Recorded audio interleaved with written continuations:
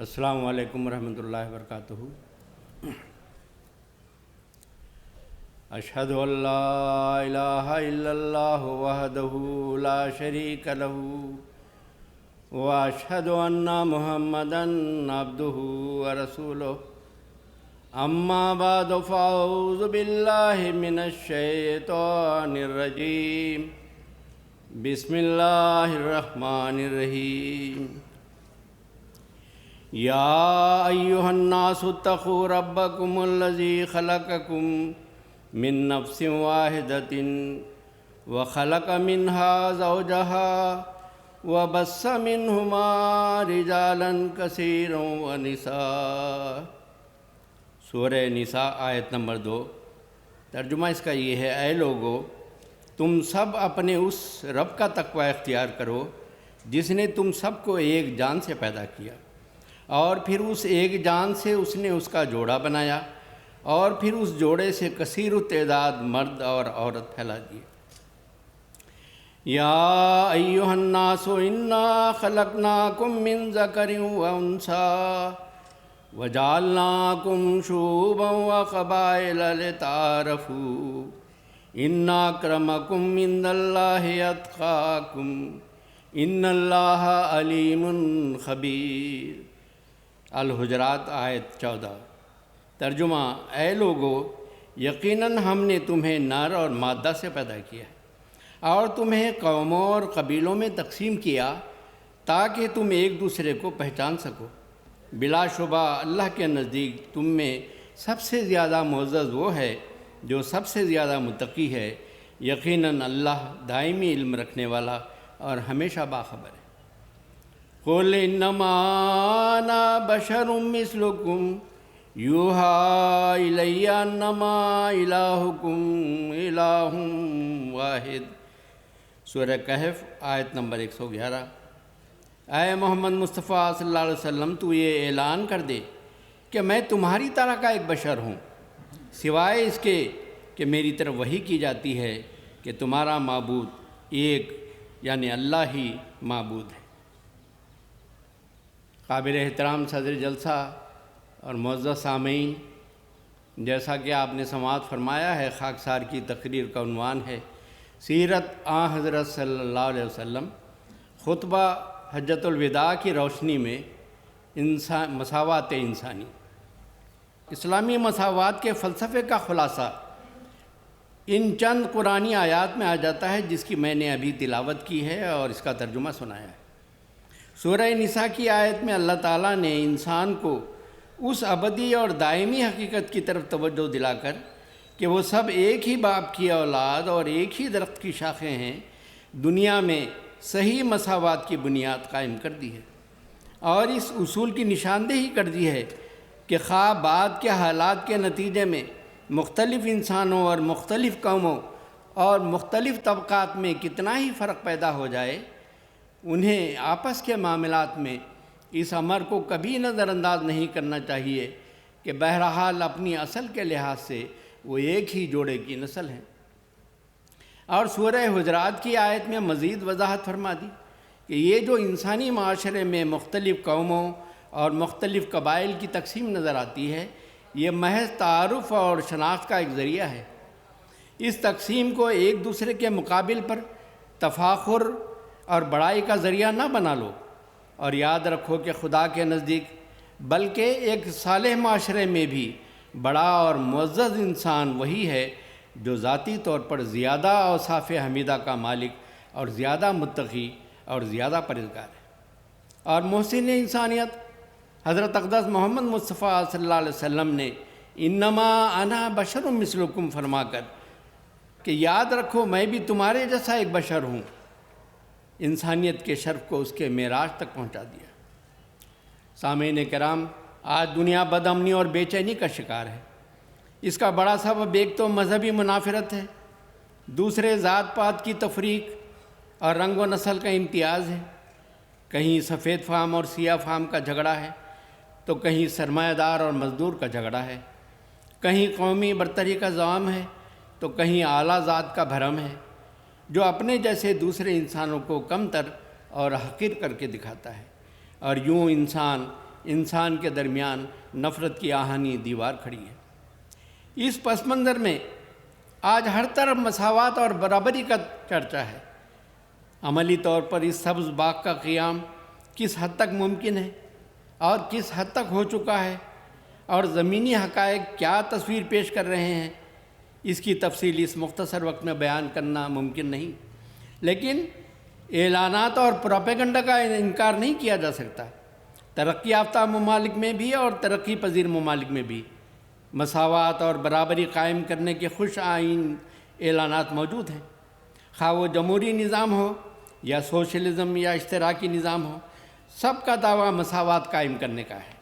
مثلاً یہ کہ امیر و غریب کا فرق مٹا دیا جائے، مردوں اور عورتوں میں مساوات اور برابری قائم کی جائے، حاکم و محکوم، مالک و مزدور کو ایک صف میں کھڑا کر دیا جائے، وغیرہ وغیرہ۔ جبکہ عملی طور پر مساوات قائم کرنے کے لیے سب سے پہلے اس امر کا فیصلہ کرنا ضروری ہے کہ کن امور میں بنی نوع انسان کے درمیان مساوات اور برابری قائم کی جا سکتی ہے، اور اگر کی جا سکتی ہے تو کس حد تک کی جا سکتی ہے۔ اس کے لیے ہمیں اللہ جو خالق حقیقی ہے اس کی بنیادی صفات ربوبیت، رحمانیت، رحیمیت اور مالکیت یوم الدین کو سمجھنے کی ضرورت ہے۔ صرف پہلی صفت ہی کو لے لیں تو قرآن کریم نے اللہ کو رب العالمین قرار دیا ہے، یعنی وہ تمام جہانوں کا، تمام مخلوقات کا رب ہے، پروردگار ہے۔ وہ صرف رب المسلمین یا رب المسیحین یا رب الیہود یا رب الہنود نہیں ہے۔ اس کا آسمانی نظام اور زمینی نظام اس کی صفت ربوبیت و رحمانیت کے تحت ہر انسان کو برابر فیض پہنچا رہا ہے، خواہ کوئی انسان اس خدا کو مانتا ہے یا نہیں، اس کی عبادت کرتا ہے یا نہیں کرتا، اس کا سورج چاند سب کو روشنی پہنچا رہا ہے، اس کی زمین، اس کے دریا، اس کی ہوا، ہر چیز بلا استثناء سب کو فیض پہنچا رہی ہے۔ یہ تو جسمانی پرورش اور نشو و نما کے اسباب ہیں، اسی طرح روحانی نشو و نما اور ترقیات کے لیے بھی خدا نے کسی قوم سے فرق نہیں کیا۔ ہر قوم میں اپنے رسول اور احادی بھیجے، چنانچہ آیات قرآنی وَلِكُلِّ أُمَّةٍ رَسُولٌ وَلِكُلِّ قَوْمٍ هَادٍ وغیرہ اس پر شاہد ہیں کہ اللہ نے جو رب العالمین ہے ہر قوم اور ہر امت میں اپنے ہادی اور رسول بھیجے، اور ان پیغمبروں کے درمیان بھی مساوات رکھ دی، چنانچہ فرمایا لا نفرق بین احد من رسلہ، سورہ بقرہ آیت 286، کہ ہم مسلمان خدا کے رسولوں کے درمیان کوئی فرق نہیں رکھتے، منصب رسالت کے لحاظ سے سب برابر ہیں۔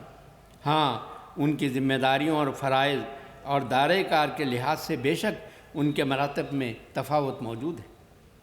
سامعین کرام، اب خاکسار بنی نوع انسان کی خلقت یعنی پیدائش اور ان کی ذہنی و جسمانی صلاحیتوں کے مد نظر ان کے حقوق و فرائض کے لحاظ سے مساوات کے ضمن میں زیادہ تفصیل میں نہ جاتے ہوئے سیدنا حضرت اقدس محمد مصطفیٰ صلی اللہ علیہ وسلم کے خطبہ حجۃ الوداع کی روشنی میں چند امور کا اختصار کے ساتھ ذکر پیش کرتا ہوں۔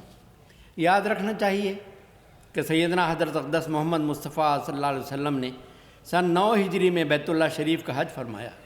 روایات کے مطابق 1,24,000 سے زائد صحابہ شامل تھے۔ حضور صلی اللہ علیہ وسلم کا یہی ایک پہلا اور آخری حج تھا جو حجۃ الوداع کے نام سے مشہور ہے۔ اس میں حضور صلی اللہ علیہ وسلم نے عرفات اور مینا کے میدانوں میں طویل خطبہ ارشاد فرمایا، جو مختلف روایات کے ذریعے بخاری شریف اور مسند احمد بن حنبل وغیرہ احادیث کی کتب میں درج ہے۔ یہ خطبہ بنیادی نوعیت کے انسانی فلاح و بہبود اور قیامت تک آنے والی نسلوں کی تعلیم و تربیت کے مختلف پہلوؤں پر مشتمل ہے۔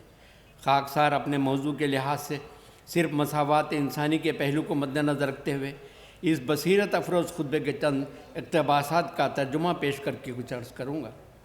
11ویں ذوالحجہ کو مینا کے میدان میں حضرت صلی اللہ علیہ وسلم نے خطاب فرماتے ہوئے فرمایا، اے لوگو، میری بات کو اچھی طرح سنو، کیونکہ میں نہیں جانتا کہ اس سال کے بعد کبھی بھی میں تم لوگوں کے درمیان اس میدان میں کھڑے ہو کر کوئی تقریر کروں گا۔ اے لوگو، تمہارا رب ایک ہے اور تمہارا باپ بھی ایک تھا، بس ہوشیار ہو کر سن لو کہ عربوں کو اجمیوں پر کوئی فضیلت نہیں اور نہ اجمیوں کو عربوں پر کوئی فضیلت ہے۔ اسی طرح سرخ و سفید رنگ والے لوگوں کو کالے رنگ کے لوگوں پر کوئی فضیلت نہیں، اور نہ کالے لوگوں کو گوروں پر کوئی فضیلت ہے۔ ہاں، جو بھی ان میں سے اپنی ذاتی نیکی سے آگے نکل جائے وہی افضل ہے۔ نیز فرمایا، اے مسلمانوں، خدا تعالیٰ نے ایمان کے ذریعے تم میں سے زمانہ جاہلیت کے بیجا کبر و غرور اور آبا و اجداد کی وجہ سے بیجا تفاخر کرنے کی مرض کو دور کر دیا ہے۔ یاد رکھو، سب لوگ آدم کی نسل سے ہیں اور آدم مٹی سے پیدا ہوا۔ نیز فرمایا، دنیا میں لوگ معدنیات کی طرح ہیں، جو ایک ہی قسم کے عناصر ہوتے ہوئے اور ایک ہی قسم کی مٹی کے نیچے دبے ہوئے آہستہ آہستہ مختلف رنگ اور مختلف اوصاف اختیار کر لیتے ہیں۔ مگر سن لو کہ ترقی اور بڑائی کی جو معروف علامتیں اسلام سے پہلے زمانہ جاہلیت میں سمجھی جاتی تھیں، یعنی عقل و دانش، سخاوت و شجاعت، طاقت و اثر وغیرہ، وہی اب بھی قائم ہیں، اور جو لوگ ان اوصاف کی وجہ سے زمانے جاہلیت میں بڑے سمجھے جاتے تھے وہ اب اسلام میں بھی بڑے سمجھے جائیں گے، مگر شرط یہ ہے کہ وہ علم دین اور ذاتی نیکی اختیار کر لیں۔ نیز فرمایا، اے لوگو، تمہارے کچھ حق تمہاری بیویوں پر ہیں اور تمہاری بیویوں کے کچھ حق تم پر ہیں۔ ان پر تمہارا حق یہ ہے کہ وہ عفت اور پاکیزگی کی زندگی بسر کریں، اور تمہارا یہ کام ہے کہ تم اپنی حیثیت کے مطابق ان کی خوراک اور لباس وغیرہ کا انتظام کرو، اور یاد رکھو ہمیشہ اپنی بیویوں سے اچھا سلوک کرنا، کیونکہ خدا تعالیٰ نے ان کی نگہداشت تمہارے سپرد کی ہے۔ تم نے جب ان کے ساتھ شادی کی تو خدا تعالیٰ کو ان کے حقوق کا ضامن بنایا تھا، اور خدا تعالیٰ کے قانون کے ماتحت تم ان کو اپنے گھروں میں لائے تھے۔ پس خدا تعالیٰ کی ضمانت کی تاخیر نہ کرنا اور عورتوں کے حقوق کی ادا کرنے کا ہمیشہ خیال رکھنا۔ نیز فرمایا، اے لوگو، تمہارے ہاتھوں میں ابھی کچھ جنگی قیدی باقی ہیں، میں تمہیں نصیحت کرتا ہوں کہ ان کو وہی کچھ کھلانا جو تم خود کھاتے ہو، اور ان کو وہی پہنانا جو تم پہنتے ہو۔ اگر ان سے کوئی ایسا قصور ہو جائے جو تم معاف نہیں کر سکتے تو ان کو کسی اور کے پاس فروخت کر دو، کیونکہ وہ خدا کے بندے ہیں اور ان کو تکلیف دینا کسی صورت میں بھی جائز نہیں۔ نیز فرمایا، اے لوگو، ہر مسلمان دوسرے مسلمان کا بھائی ہے، تم سب ایک ہی درجے کے ہو، تم تمام انسان خواہ کسی قوم اور کسی حیثیت کے ہو، انسان ہونے کے لحاظ سے ایک ہی درجہ رکھتے ہو۔ یہ کہتے ہوئے آپ نے دونوں ہاتھ اٹھائے اور دونوں ہاتھوں کی انگلیاں ملا دیں اور فرمایا، جس طرح ان دونوں ہاتھوں کی انگلیاں آپس میں برابر ہیں، اسی طرح تم بنی نوع انسان آپس میں برابر ہو۔ تمہیں ایک دوسرے پر فضیلت اور درجہ ظاہر کرنے کا کوئی حق نہیں، تم آپس میں بھائیوں کی طرح ہو۔ نیز فرمایا، کیا تمہیں معلوم ہے یہ کون سا مہینہ ہے؟ کیا تمہیں معلوم ہے یہ علاقہ کون سا ہے؟ کیا تمہیں معلوم ہے یہ دن کون سا ہے؟ لوگوں نے کہا، ہاں، یہ مقدس مہینہ ہے، یہ مقدس علاقہ ہے، اور یہ حج کا دن ہے۔ ہر جواب پر رسول اللہ صلی اللہ علیہ وسلم فرماتے تھے کہ جس طرح یہ مہینہ مقدس ہے، جس طرح یہ علاقہ مقدس ہے، جس طرح یہ دن مقدس ہے، اسی طرح اللہ تعالیٰ نے ہر انسان کی جان اور اس کے مال کو مقدس اور حرام قرار دیا ہے۔ یہ حکم آج کے لیے نہیں، کل کے لیے نہیں، بلکہ اس دن تک کے لیے ہے کہ تم خدا سے جا ملو۔ پھر فرمایا، یہ باتیں جو میں تم سے آج کہتا ہوں ان کو دنیا کے کناروں تک پہنچا دو، کیونکہ ممکن ہے کہ جو لوگ آج مجھ سے سن رہے ہیں ان کی نسبت وہ لوگ ان پر زیادہ عمل کریں جو مجھ سے نہیں سن رہے ہیں۔ بخاری کتاب المغازی باب حجۃ الوداع۔ مختلف روایتوں کے ساتھ مختلف عبارتوں میں یہ خطبات ہم تک پہنچے ہیں۔ ایک روایت میں اس طرح بھی آیا ہے کہ جب حضرت صلی اللہ علیہ وسلم نے دریافت فرمایا کہ یہ کون سا مہینہ ہے تو صحابہ نے عرض کیا، اللہ اور اس کے رسول ہی بہتر جانتے ہیں، اور یہ کہ ہم نے سمجھا کہ شاید آپ اس مہینے کا کوئی اور نام رکھیں، اور پھر آپ نے خود ہی جواب دیا کہ کیا یہ حرمت والا مہینہ نہیں ہے۔ بہرحال قطع نظر روایتوں کے اختلاف کے اس تاریخی اور تاریخ ساز خطبہ میں محسن انسانیت حضرت اقدس محمد مصطفیٰ صلی اللہ علیہ وسلم نے جن اہم اور بنیادی امور کے متعلق ہدایات کو آگے سے آگے پہنچاتے رہنے کا حکم صادر فرمایا، یہ ہدایات صرف وقتی اور کسی ایک علاقے سے مختص نہیں تھی، بلکہ قیامت تک آنے والی نسلوں کے لیے رہنما اصول ہیں۔ ان کا خلاصہ یوں بنتا ہے: نمبر 1، سب سے پہلے تمام بنی نوع انسان اس اصول کو مد نظر رکھیں کہ سب انسان ایک ہی جنس کی مخلوق اور ایک ہی باپ کی نسل اور ایک ہی درخت کی شاخیں ہیں، لہذا سب انسان انسانیت کے لحاظ سے برابر ہیں۔ نمبر 2، اس نسلی وحدت کے باوجود یہ ممکن ہے کہ جس طرح زمین سے مختلف معدنیات نکلتی ہیں، کوئلہ بھی نکلتا ہے، لوہا بھی نکلتا ہے، تانبا بھی نکلتا ہے، سونا بھی نکلتا ہے، اسی طرح انسانوں میں بھی مختلف ذہنی اور جسمانی صلاحیتوں اور استعدادوں اور محنت اور کوشش کے نتیجے میں مختلف اوصاف اور امتیاز پیدا ہو سکتے ہیں، مگر اس امتیاز اور فرق کی وجہ سے کسی قوم یا کسی قبیلہ یا کسی فرد کو دوسرے قوم یا قبیلہ یا افراد پر بیجا فخر اور تکبر نہیں کرنا چاہیے۔ نمبر 3، مسلمان اس لحاظ سے کہ وہ ایک نبی کی امت ہیں اور ایک ہی دامن رسالت سے وابستہ ہونے کی وجہ سے ایک ہی روحانی باپ کے بچے ہیں، پس انہیں بھائی بھائی بن کر رہنا چاہیے، جیسا کہ قرآن کریم میں ارشاد باری تعالیٰ ہے: انما المؤمنون اخوۃ، الحجرات آیت نمبر 11۔ تمام مومن آپس میں بھائی بھائی ہیں۔ نمبر 4، معاشرے میں بعض کمزور اور نادان لوگ بھی ہوتے ہیں جو صاحب حیثیت اور امراء کے خدمت گاروں کے طور پر خدمت کرتے ہیں، یا جنگوں میں مفتوح اقوام کے کئی افراد فاتح اقوام کے قبضے میں آ جاتے ہیں، اور ان کے متعلق حضرت صلی اللہ علیہ وسلم نے ایسے احکامات صادر فرمائے ہیں جو آج کی مہذب دنیا میں عمل کرنا تو درکنار، تعجب سے دیکھے اور سنے جاتے ہیں کہ غلاموں اور قیدیوں کو بھی مالکوں کے برابر قرار دیا گیا ہے، حالانکہ غلام اور قیدی بھی تو آخر انسانی ہیں، لہذا ان کے کھانے اور لباس کا خیال رکھنے اور ان کی طاقت سے بڑھ کر خدمت نہ لینے کی تاکید فرمائی گئی ہے۔ نمبر 5، مردوں اور عورتوں میں مساوات کا آج کل بڑا چرچا ہے، اور آئے دن اسلام پر اعتراض کیا جاتا ہے کہ اسلام نے عورتوں کو مردوں سے کمتر خیال کر کے ان کی آزادی کو سلب کر رکھا ہے اور حجاب میں اور گھروں میں قید کر رکھا ہے وغیرہ۔ حضور صلی اللہ علیہ وسلم نے اپنے اس خطبے میں عورتوں کی نگہداشت اور ان کے حقوق کی ادائیگی کے متعلق خاص طور پر تاکید فرمائی ہے، اور قرآن کریم میں مردوں اور عورتوں کی خلقت کے فرق کو ملحوظ رکھتے ہوئے جس قدر عورت کو اعزاز بخشا گیا ہے اور اس کے حقوق اور جذبات و احساسات کی حفاظت فرمائی ہے، دنیا کا کوئی سماج اور کوئی مذہب اس کی مثال پیش نہیں کر سکتا۔ یہ ایک الگ مستقل مضمون ہے جس کی تفصیل کا یہاں نہ وقت ہے اور نہ موقع ہے۔ اصل مسئلہ یہ ہے کہ انسانی مساوات قائم کرنے کا دعویٰ تو کیا جاتا ہے، لیکن یہ دیکھا ہی نہیں جاتا کہ کن امور میں مساوات قائم کی جانی ہے۔ جہاں تک انسانیت اور بشریت کا تعلق ہے، اس لحاظ سے تو سب انسان برابر ہیں۔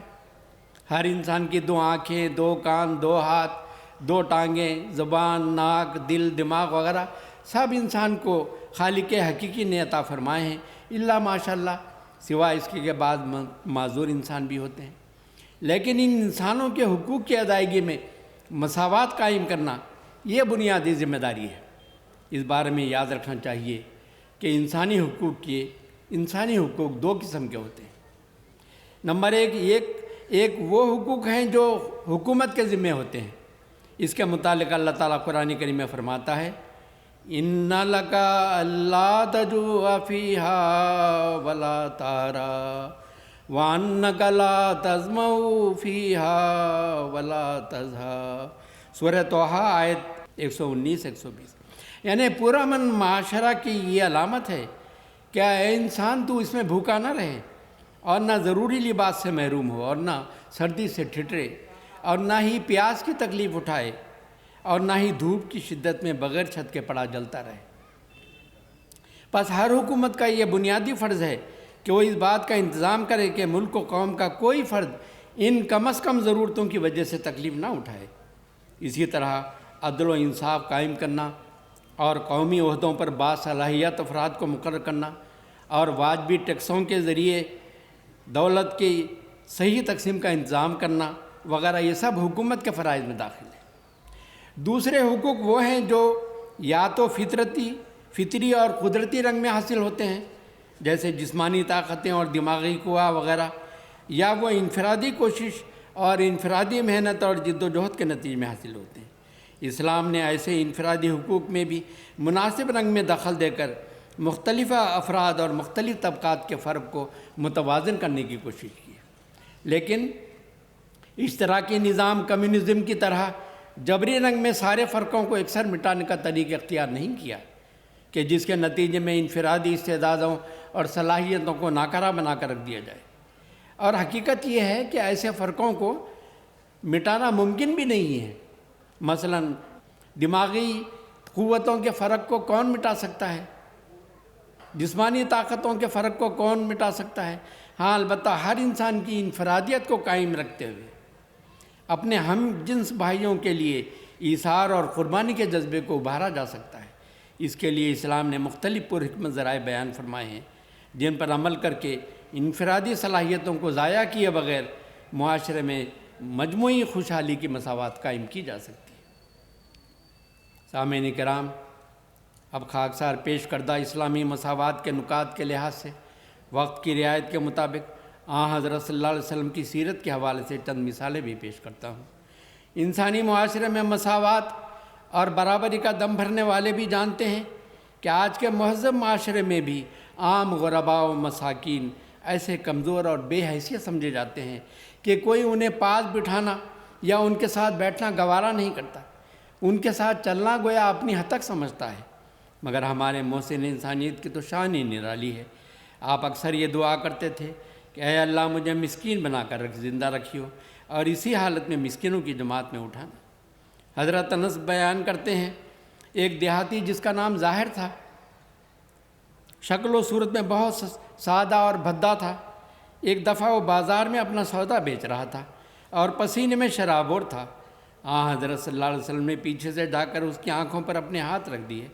اس نے ہاتھوں کے لمس سے اندازہ لگا لیا کہ یہ میرے آقا امتا حضرت اقدس محمد مصطفیٰ صلی اللہ علیہ وسلم کے علاوہ اور کون ہو سکتا ہے۔ پھر تو وہ خوشی اور محبت سے اپنی پشت حضور صلی اللہ علیہ وسلم کے جسم مبارک سے رگڑنے لگا۔ حضور فرمانے لگے کہ میرا یہ غلام کون خریدے گا؟ وہ بولا، اے اللہ کے رسول، پھر تو آپ مجھے بہت ہی بیکار کا سودا پائیں گے، بھلا مجھے کون خریدے گا؟ آپ نے فرمایا، نہیں، اللہ کے نزدیک تو تم گھاٹے کا سودا نہیں ہو، خدا کے نزدیک تمہاری بہت بڑی قدر و قیمت ہے۔ حضرت صلی اللہ علیہ وسلم نے غرباء و مساکین کو کھانے وغیرہ کی دعوتوں میں بلانے کی بہت تاکید فرمائی ہے اور فرماتے تھے کہ وہ دعوت بہت بری ہے جس میں صرف عمراء کو بلایا جائے اور غرباء کو شامل نہ کیا جائے۔ حضرت خدیجہ رضی اللہ تعالیٰ عنہ سے جب آپ کی شادی ہوئی تو اس مالدار خاتون نے اپنا سب مال اور غلام آپ کی خدمت پہ پیش کر دیے۔ آپ نے وہ تمام غلام آزاد کر دیے اور انہی میں سے ایک ہونہار غلام کو آزاد کر کے اپنا متبنہ بنا لیا، منہ بولا بیٹا بنا لیا، اور یہ زید بن محمد کہلانے لگے۔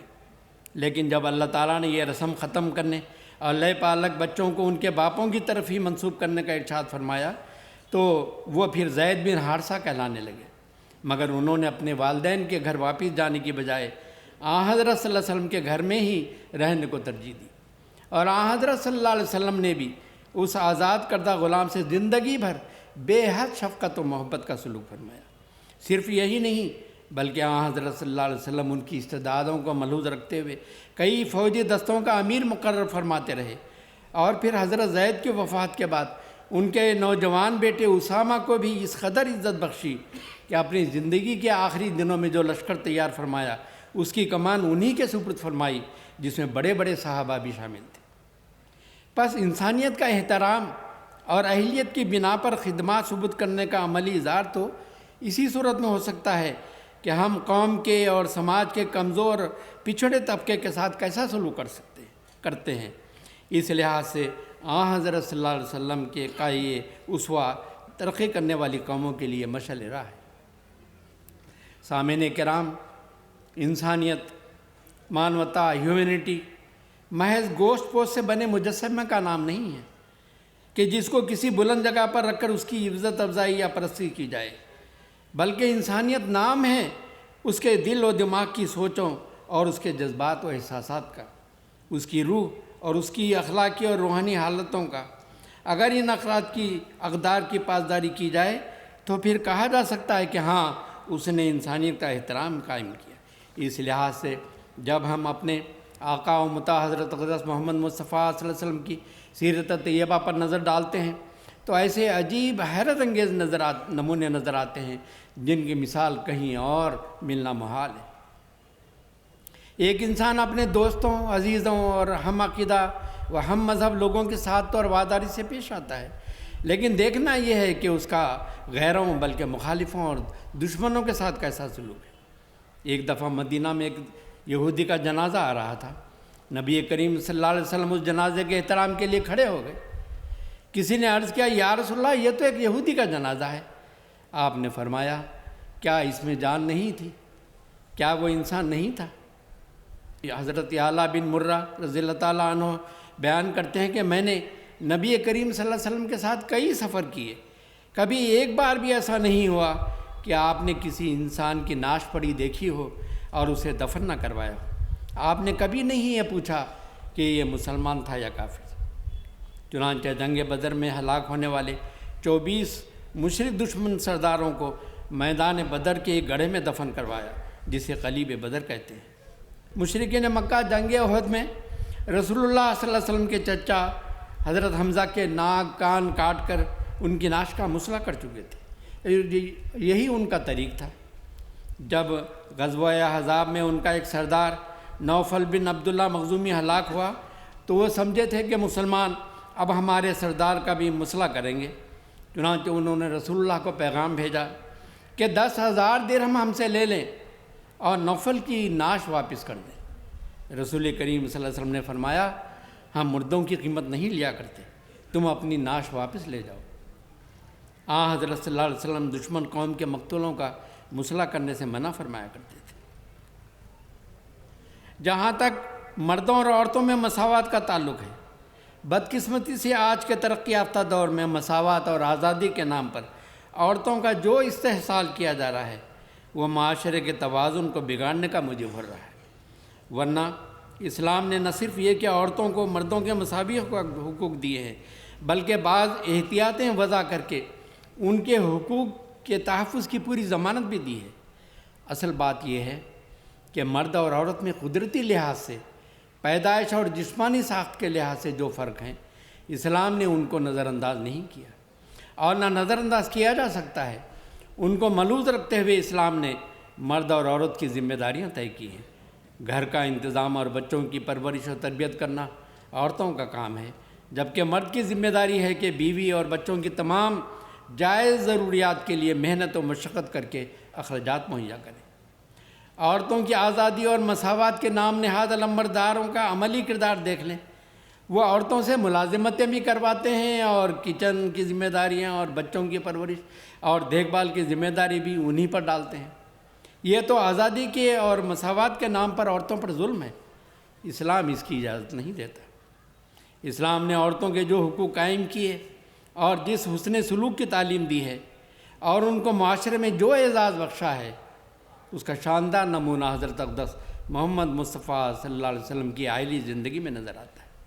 چنانچہ مدنی دور میں جبکہ آپ کی عمر 50 سال سے تجاوز کر چکی تھی، محض تربیتی اور قومی ضروریات کے مد نظر آپ کو متعدد شادیاں کرنی پڑیں اور بیک وقت 9 بیویاں بھی آپ کی تربیت اور کفالت میں رہیں، مگر نہایت احسن انتظام اور کمال اعتدال اور انصاف کے ساتھ سب کے حقوق ادا کیے اور سب کا خیال رکھا۔